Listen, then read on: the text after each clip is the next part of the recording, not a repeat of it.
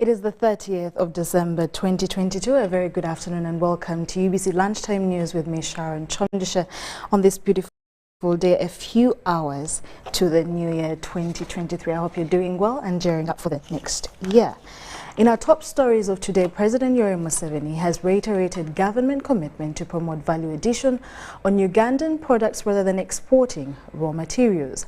While commissioning a new coffee processing factory in Rashamaire Town Council, Ntungamo District, on Thursday, December the 29th of 2022, the President, who was accompanied by the First Lady, Mrs. Janet Museveni, was not happy with what he called the political actors who are fighting his idea of promoting value addition in the country, starting with this coffee sector.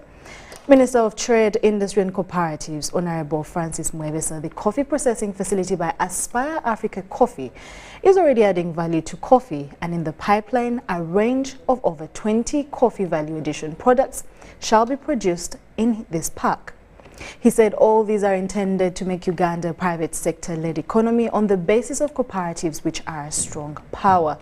Now, this, according to the President, is part of ways Uganda will achieve her economic and social transformation targets, a journey started way back in 1986 when the National Resistance Movement government came into power.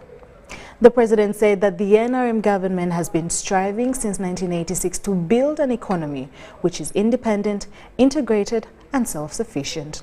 He appealed to coffee stakeholders to join this government effort. We have managed to attract investors and also empower our local people to do business, His Excellency said, adding that those taking unprocessed coffee are not only depriving Uganda of its wealth, but also thousands of jobs. The President reminded the gathering that in 1996 he invited a special cabinet meeting in Masaka to discuss adding value to coffee and other products at the time, including cotton, and was happy that the textile industry had begun yielding results. He said there is no way Uganda and other African producing countries can develop from their coffee when they're exporting it raw, adding that the only way for these countries is to develop a processing industry. He linked the continued export of raw materials from Africa to the new slavery and said he cannot support it.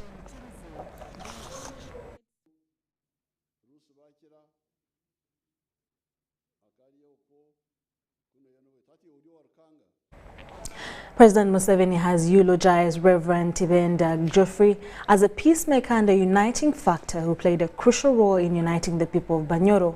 In his eulogy read for him by the Prime Minister Robna Nabanja during the funeral service of late Geoffrey Tibenda at his home in Chabaranzi, Bwikira Sub-County, Kagadi District, this evening, President Museveni appealed to Kagadi residents to cherish legacy which the late Reverend Tibenda left behind, as well as shunning land fragmentation. The former Archbishop Church of Uganda, Stanley Ntagali, urged mourners to desist from judging others as sinners, saying they would be surprised to find those they expected to be in heaven in hell and vice versa. The Bishop of Bunyoro Kitara Diocese, Right Reverend Samuel Kahuma, and retired Bishop Nathan Chamanywa described the late Reverend Tibenda as loving, hardworking and a peacemaker. In 2005, Reverend Geoffrey Tibenda contested for Local Council 5 chairperson seat for the district, then the district Chibale district. However, he withdrew from the race a day to the polls. He served as the diocesan secretary of Bunyoro Kitara Diocese. He is survived by a widow, 5 children and 14 grandchildren.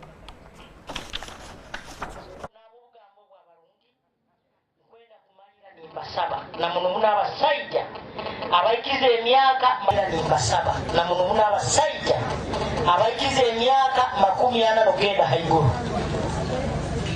muikale ni mugenda ni mwekebeza kama minister wa health obweyekebeza kansa ekyali kara bakusobola kujulira tukubasaba oyine emyaka 4 whether you are who or who genda bakukebere ololengo oli kurungi osobola kwesanga watunga ekizo kandi obwire bukozeki obwireyo eyo message yange kiriza talipa ebiro n'ebiro tuya twegezeza omukwenda wa rukwera Paulo tuleko okuganya nk'abantu abatangina okulira. Now, the Territorial Traffic Police in Ntungamo has today registered a fatal accident at Rahi after Satellite Hotel along Ntungamo Kabale Road, claiming lives of 6 people.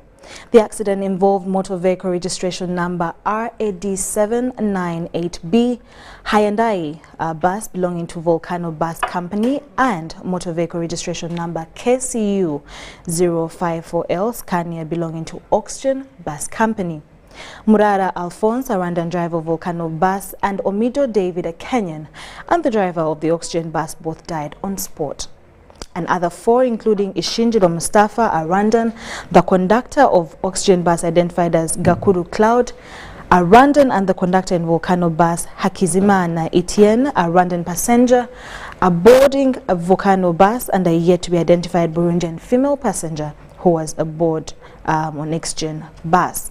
An approximate number of 40 passengers whose particulars are yet to be established were rushed to Lotom Health Center in Muhanga. Now, suspected cause of the accident has been attributed to reckless driving by the driver of Volcano Bus. The bodies of the deceased have all been conveyed to Kabale Regional Referral Hospital mortuary for post-mortem.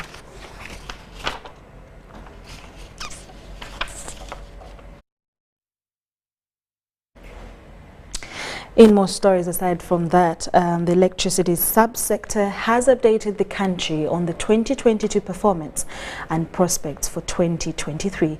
Addressing journalists at the Media Center, Minister Ruth Nankabirwa also enumerated on the impact of vandalism on the electricity infrastructure. Take a look. People have been waiting to see whether we are going to increase electricity, and have been assuring people that we will do everything it takes. We will be more frugal amidst challenges to make sure that this commodity called electricity becomes affordable day by day. We have started on operationalization of the Electricity Amendment Act of 2022.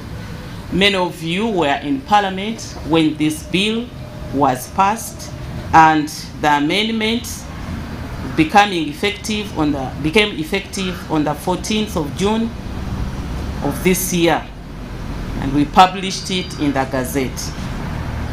So, and this amendment or amended act has various benefits to Ugandans, but for the benefit of this briefing, allow me to expound on the following provisions that will be operationalized next year, 2023. One, the payment of royalties. This is a new introduction in this bill. In line with Section 75, particularly subsection 7A of this Act, all renewable energy generators will begin paying royalties to local governments in their respective areas of operation. Renewable energy, this includes solar. Yes. Solar requires big chunks of land. You come with your solar panels, you establish, you use sun given to you freely. But we thought that the communities that host such generation plants must also feel part and parcel. But the biggest challenge has been the vandalism. As we extend, we pull the national grid, there are people who are pulling us back. And it is becoming something else. And I would like to take this opportunity to really warn those who are involved in the cutting down of our pylons that we know the network now. We know the network, and I want to really caution the scrap dealers, those factories that create a market for the scrap. I have to sit with them before I announce something. Beginning January, I will sit with the scrap dealers because I don't want them to say I didn't warn them. We know the network of notorious boys. We know how they are doing it. We even know our own police officers who help in this business. We know them. Now, moving on from that, police have stopped prayers organized by the so-called United Forces of Change at Sharon Hall in Zambia. According to police, the organizers did not seek for permission to organize these prayers. We have details on this story.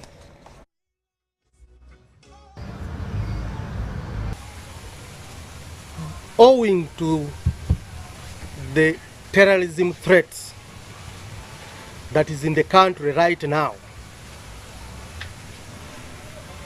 security agencies held a meeting and they resolved that all public events should be cleared by the Inspector General of Police.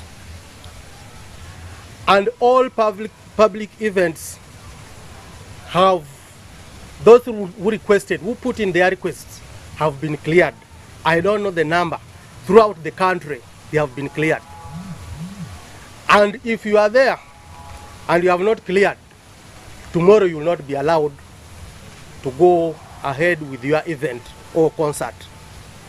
All the DPCs have been warned, all the RPCs have been warned to stop events, places of worships, open places of worships that were not cleared by the Inspector General of Police. As you are talking of that one of Zambia, it was not cleared by the Inspector General of Police, and that's why it was stopped.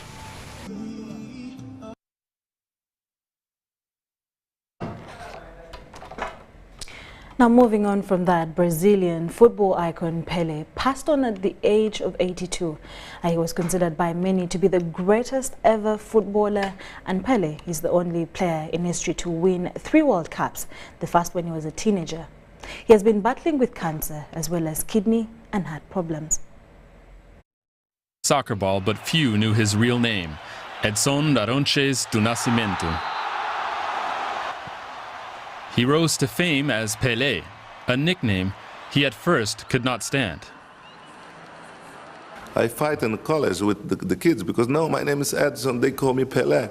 I get 2 days suspended in the school. Then everybody in school, all the kids start to call me Pelé. I hate that time. Today I love, of course.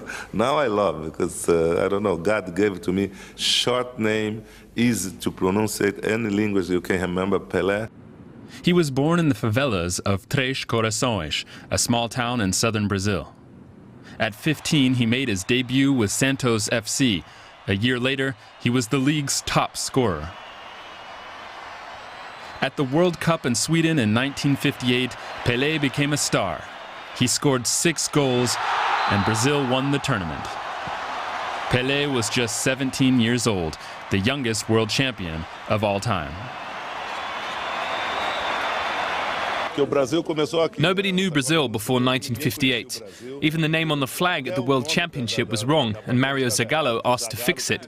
We went to Hindus, where the team was based, and nobody knew who Brazil were, so everything started here, and that gives us a special feeling.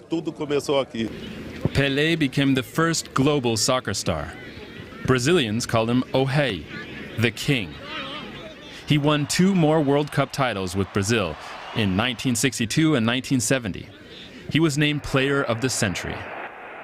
He thrilled fans with his unique technique, elegant playing style, and prolific scoring. He netted an incredible 1,283 goals. I got the gift from God to play football. And then my father used to say, listen, if you get the gift from God to play, if you be in good shape, nobody stop you. Financial troubles and a multi-million-dollar deal lured Pelé out of semi-retirement to play for the New York Cosmos in the 1970s. That time I have opportunity to learn English, to give opportunity to my family, my sons, my daughter to study English. Then I moved to the United States because of those proposals. At 37, Pelé retired from playing the beautiful game. He became an internationally sought-after advertising icon. He founded a sports marketing agency, and he acted in many films. Playing a soccer player, of course. He also made music. He composed Esperança for the 2016 Olympic Summer Games in his home country. nunca desista, nunca desista. Pelé also got involved in Brazilian politics. He was appointed Extraordinary Minister for Sport and Brazil's first black minister. He also worked with UNICEF and became a UNESCO Goodwill Ambassador. When children have a better education, we'll have a better world. That's why education is so important. In his final years, the footballer of the century frequently had to spend time in hospital because of health problems. Now, the king of football, Pelé, has passed away.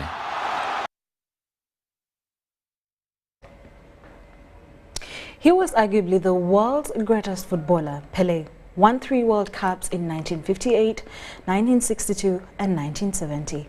He's credited with scoring a record of 1,281 goals during a 21-year-long sterling career, from which FIFA named him the Player of the Century in the year 2000. Here are some of Pelé's best World Cup moments. And Pelé.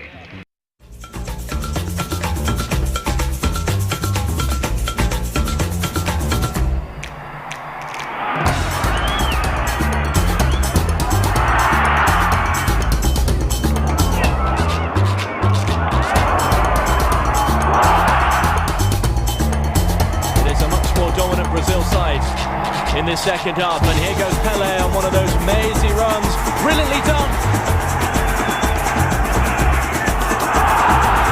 And Pelé, and Carlos Alberto's coming up on his right. Oh, magnificent!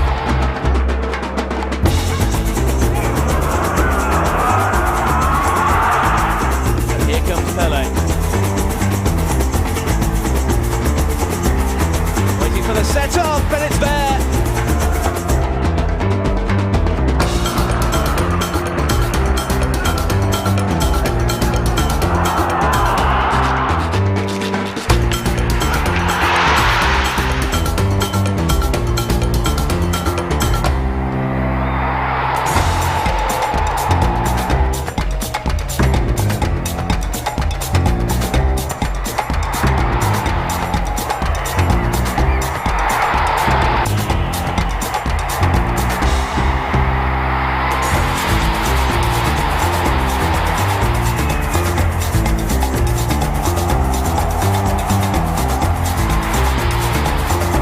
With the throw. And here's Rivelino. And Pelé! Well, it had to be Pelé, because that is Brazil's 100th goal.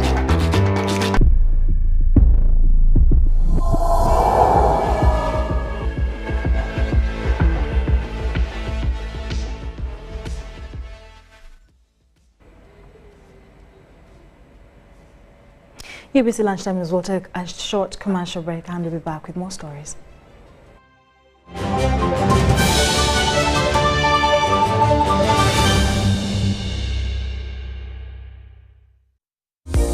Send transport to the wrong person.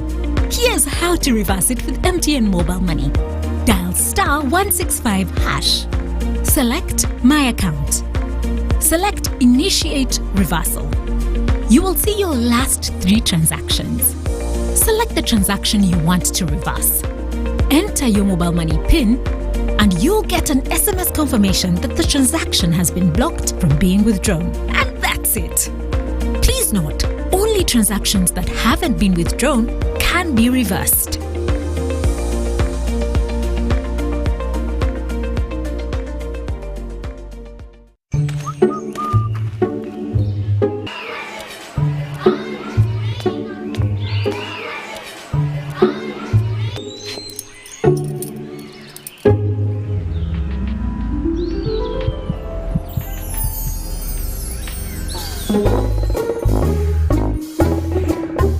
Leaders who care create a good learning environment. Because a good school equals a better life. Raising voices. It's Freaky Friday from Airtel. Buy or gift. Buy or give. Get freaky too! go! Dial star 149 star 10 hash to load a Freaky Friday bundle for you to enjoy the best offers on voice and data. To buy a bundle for friends and family, dial star 149 star 10 star 5 hash. Freaky Friday with Airtel. Buy or gift a bundle today. Dial star 149 star 10 hash to get started. Airtel, the smartphone network. Hi, my name is Pastor Jackson Senyonga. I want to invite you to this year's national celebration right here at Christian Life Church. We will pray for you. We believe God for you to get a big, huge story in 2023. We have been occupying 2 places in Kololo and at Christian Life Church. This time around, we are only at Christian Life Church, 3 miles away from Kampala, right here in Bombo Road, Makerere, Kavule. Come, because we have expanded the place so greatly. We now have the capacity to host the national celebration in one place. May God bless you. We look forward to seeing you there. It's a new world. We are going global. A new world of greater connectivity. From Entebbe to Dubai, London, Mumbai, and Guangzhou. Welcome aboard a great new experience.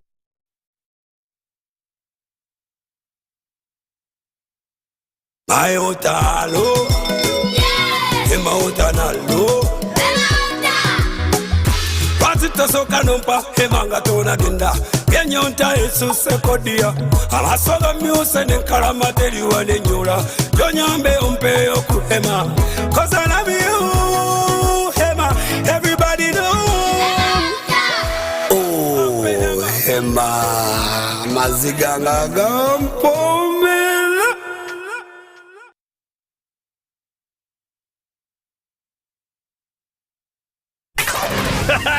It's super fast internet. Oh, it's a super camera. It's a super battery. One battery phone. Yeah, it's a super deal. Get the Kabode Super from MTN now at a reduced initial deposit of only 49,000 shillings and pay the balance in Pola for as low as 833 shillings per day. Grab this Super Kabode deal this Christmas and get 2 GB of free MTN data every month for 8 months. Get the Kabode Super now from any MTN shop countrywide. Everywhere you go, MTN. Regulated by UCC.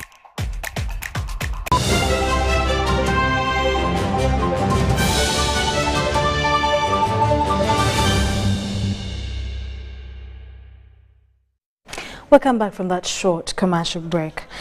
Still continuing with UBC Lunchtime News, Reverend Edward Sebalabye from C Parish in the Ngongwe Archdiaconry, Mukono Diocese has called upon well-wishers from different parts of the country to join them in the fundraising drive for a new church. He said this while receiving a donation from Kofa Group of Companies Limited. Tanaba has more details on the story.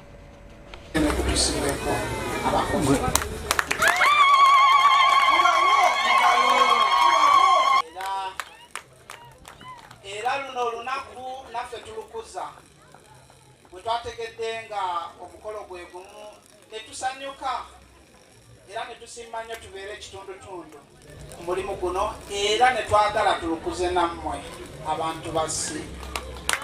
Now, the church which was constructed in the 70s, it now has a seating capacity which is not enough for our day. So now our intention is to construct a new church whereby we can it can accommodate 800 or 1,000 people or congregants. So, and our target is to acquire 150 millions, which will enable us to construct this new construction. At this material time, I call all well-wishers who have a God-giving heart to put a hand so that this kind of work will actually be accomplished in 1 year. It is our target. The foundation will be laid in the quarter of the year. The 3 months beginning from January to March, we shall be having finished the foundation. So in 2023, we need to be in a new church where we shall be sitting as a congregation to serve our Lord. I want to urge you, men and women, in the new year I pray that may God bestow upon you emirembe gibe kumwe mwagalane guba omwaka ogw'okusonyiwagana guba omwaka ogw'okwagalana guba omwaka ogw'okukolera awamu.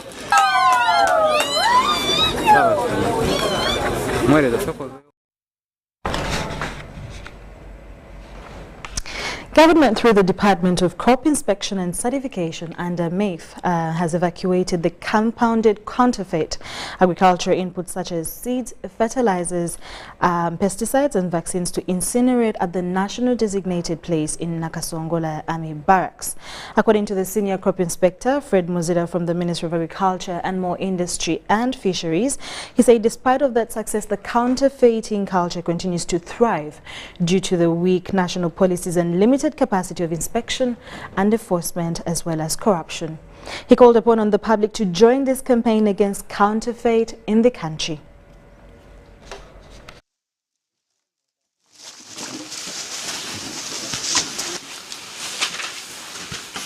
In laboratories, looking at trying to take care of the things that we've impounded over a period of 7 years. For the last 7 years, we've been, like I said, we go to the market and monitor the quality of the things. So those that don't comply, things that are not registered, things that are suspected to be fake, things that are expired, and things that have been tampered with are brought to this facility and kept here.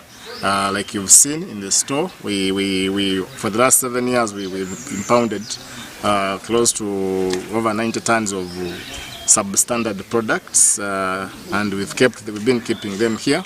But now we want to evacuate because this become now a threat to the staff who work here and then the public.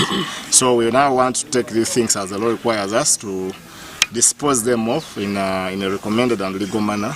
So we will be, like you've seen, we'll be loading and taking these things to the Nakasongola Army Barracks for incineration. The permanent secretary signed off a contract to have these materials be taken to Nakasongola Army Barracks for safe disposal. There have been rumors that when the things are impounded from the field, there have been claims that the ministry staff usually don't keep them here, but you've seen, you can tell the story that there are things here, we've been keeping them here, and they'll be going to Nakasongola Army Barracks for incineration. Because the ones where we confiscate, actually the shops where we confiscate products, we have been closing temporarily, and then after you're allowed to operate.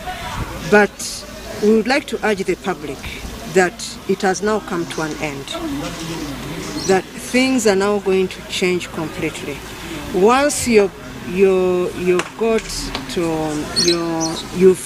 been gotten to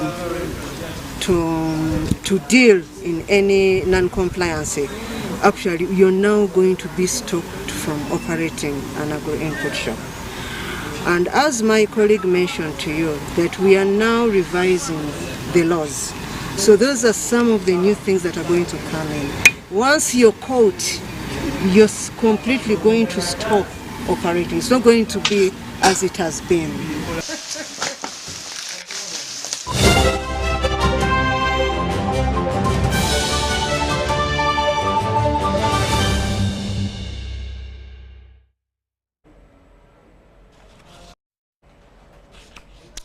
In more stories, people living in the eastern parts of the DR Congo have welcomed a UN decision to ease an arms embargo on the country.